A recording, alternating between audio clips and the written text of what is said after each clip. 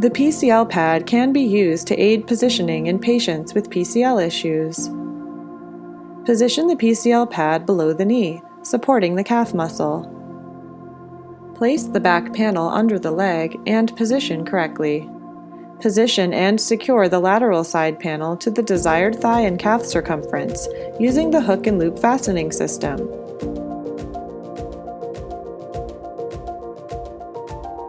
Position the medial side panel in the same way.